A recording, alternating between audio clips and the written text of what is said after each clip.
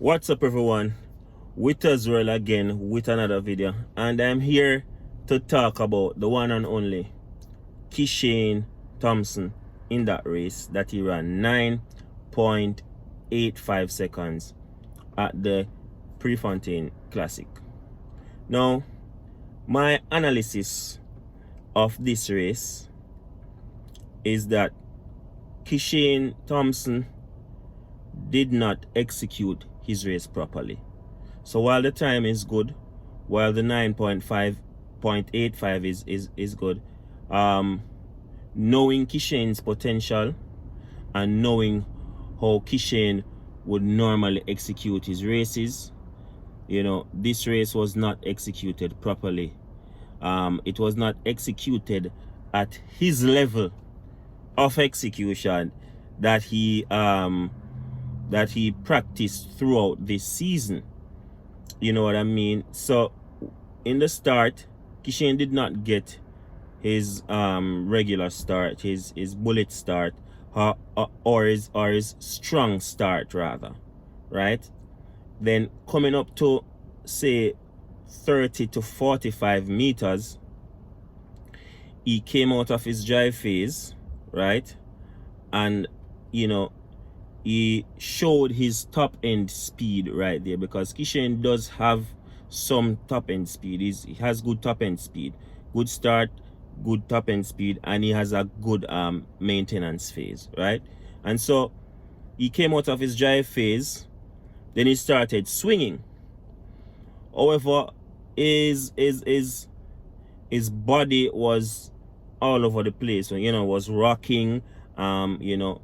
His left leg was coming up higher than the right leg, and then in the last 25 to 30 meters, he started to, it's like he was forcing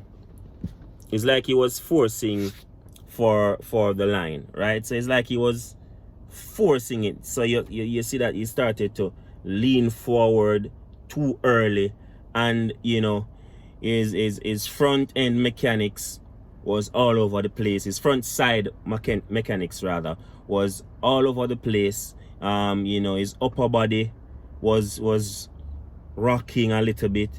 It was just not a Kishane type execution, and it was just not good from a technical perspective. No.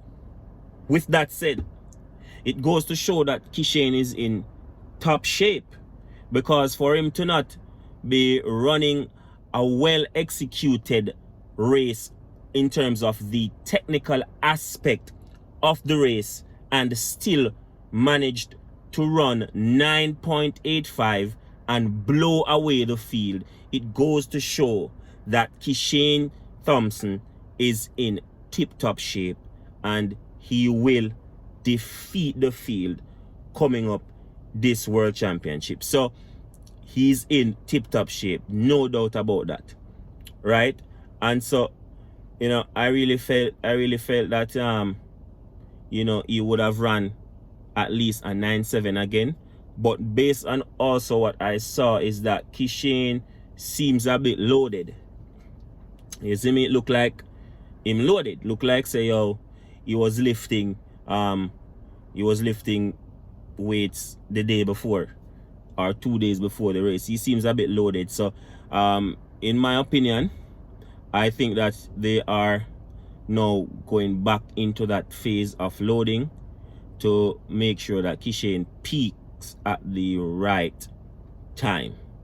So his race method or his race strategy that he was planning out all season did not come to fruition this week. In the interview, he also stated that he did not get all the phases right, and he also said that if you are going to run the 100 meter and you mess up in one phase and get the other phases correct, it's still not a good race. You need to get all the phases correct in order to have the perfect race. So that's what he said in his interview.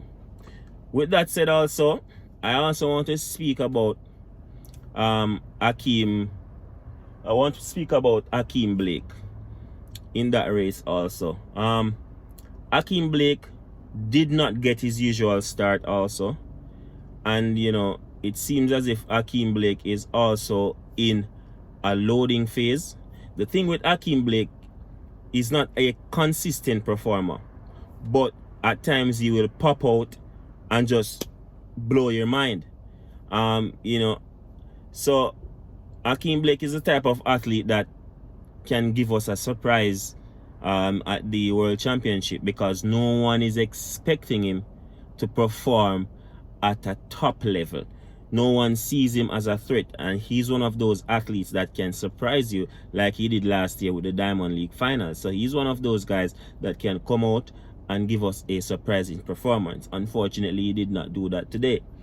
The athlete that surprised me today was Zarnell Hughes. Zarnell Hughes basically walked out of the blocks and, you know, was able to run 9.9 and came second. So he was a surprise for me today with that 9.9 coming from all the way back there. It was a surprising performance. I wouldn't say it was a good execution, but from a Zarnell Hughes perspective, from someone that hasn't been performing beautifully throughout the season, and you know, to come today and run 9.9 coming from the back, I would say that's a good run for Zarnell Hughes himself. With that said, I want to also speak about Julien Alfred. Julien Alfred did not get the start that she would normally get. Still was able to come and run at 10.78 seconds behind Melissa Jefferson, and it was very close. It was a very close race, and I still believe that Julien Alfred will win that 100 meter at the World Championship this year. That was just an off race for her, and she did really well, and it was really, really close. I also think that Julien has a lot left in the tank, and she is in a 10.6 shape. I believe that Melissa Jefferson will just continue to run 10.7s this season. She will show up at the championship and still run a 10.7. I believe that Julien Alfred will show up and run a 10.6 and win that 100 meter final at the World Championship. That is my view. It was a good race, but she did not get the start that she would normally get. As you could see, she was playing catch up a little bit. She was playing catch up in the end so that she was trying to pass Melissa Jefferson. Melissa Jefferson held on and ran a 10.77. So it was a good race. It was a good race. Melissa Jefferson did not beat her or, like, you know, blow her away, you know, like some people's trying to say, oh, Julien Alfred reign is done. No, she's just getting started, and she will win that 100 meter this World Championship, and Melissa Jefferson will be looking at her spikes. That is my view. That's my prediction. And you know, so overall good race. Another athlete that I'm so happy to see come out is the one and only Letsile Tebogo. Tebogo said that, you know, he was struggling with an hamstring injury, and him and his team, you know, took their time to work on the injury.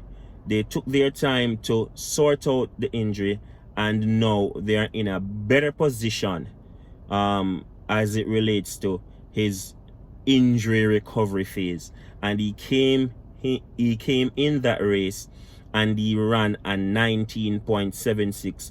Beautiful running from Tebogo. Good start off the curve. Coming into the end, he opened the gap between him and Courtney Lindsay. Wonderful race from Tebogo for someone that is coming from a injury and was able to run a 19.76 at this time in the season.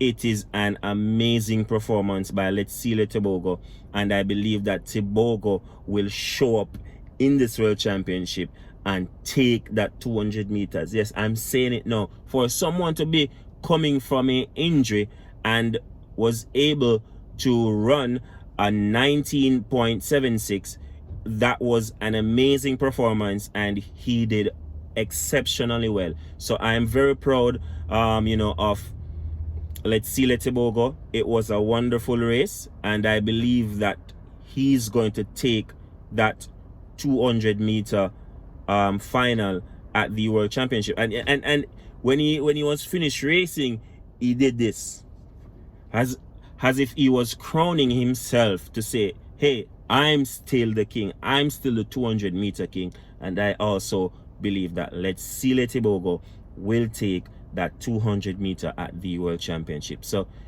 that's my view. That's my recap from the Prefontaine Classic. Remember to like, share, and subscribe to my channel. Share it up, share it up, share it up like food, share it up like curry chicken and white rice, share it up like curry goat and white rice. I'm out.